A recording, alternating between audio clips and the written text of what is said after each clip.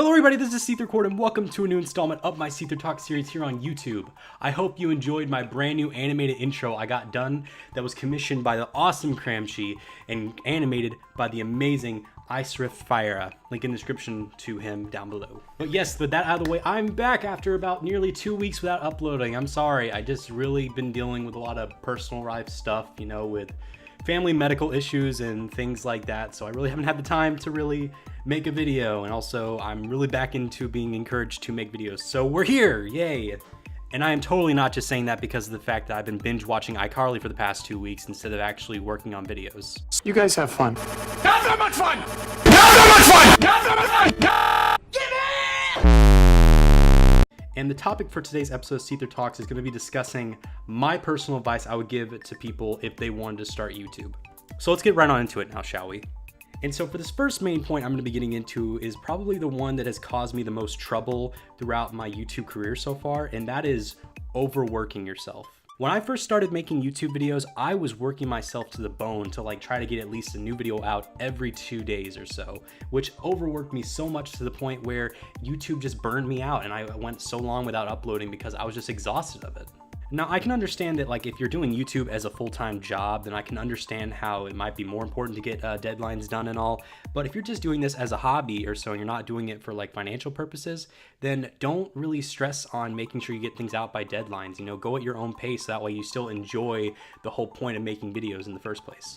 The next main point I want to go into in terms of making YouTube videos, which is probably the one you'll be starting off with doing first, and that is experimentation. I highly recommend that when you start off YouTube, really experiment with what you're going to be uploading in videos. Make sure the first couple weeks or maybe months or hell, maybe first few years of YouTube, be focusing on you experimenting with what you feel like best suits you. What kind of content do you want to make? What kind of genre or demographic do you want to go towards? What's your whole purpose of making videos? Pretty much that. Experiment a lot.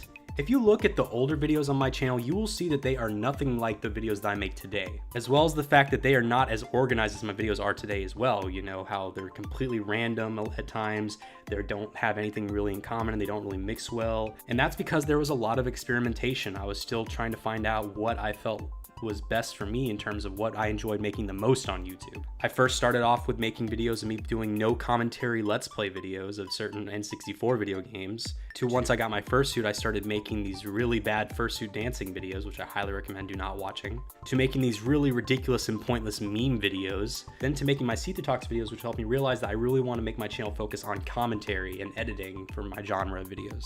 And if you're still in the experimentation phase of you making your YouTube videos, don't feel bad about it, because that's what every YouTuber has to go through if they want, because they have to find out what fits best for them.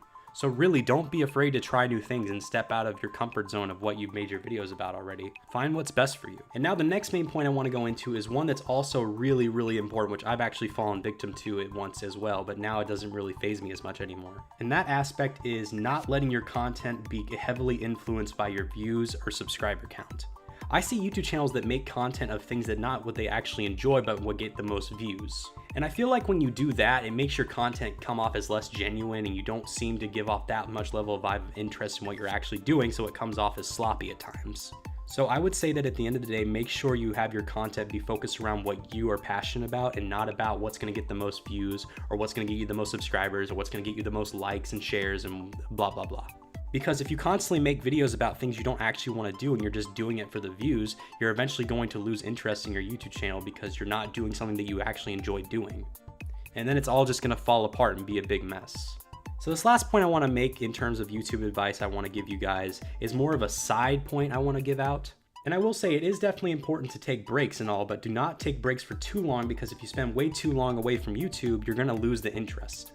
And if you lose that interest, you're eventually going to have to force yourself into making videos if you want to get that drive back. So definitely make sure to get some time to both balance break time from YouTube and time to dedicate to YouTube. So that way you don't overwork yourself / also make sure you stay on top of your YouTube game. And that's all the YouTube advice I really have to give. I might make another SeetherTalks video in the future coming back to the subject of YouTube advice, but it'll be more so in terms of the technical side of things I'll give advice on, and not more so advice in terms of the emotional side of YouTube.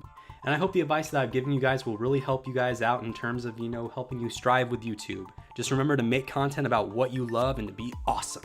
So that pretty much wraps up this episode of Seether Talks for today. Thank you guys so much for watching this video. I hope you all enjoyed my new animated intro. Once again, big thanks to Fiera for making it. So if you guys enjoyed this video, please consider hitting that like button to further help out my channel, as well as subscribing if you have not already to further help out my channel as well. I have been SeetherCord, and I will see you guys in the next video. So goodbye, everyone.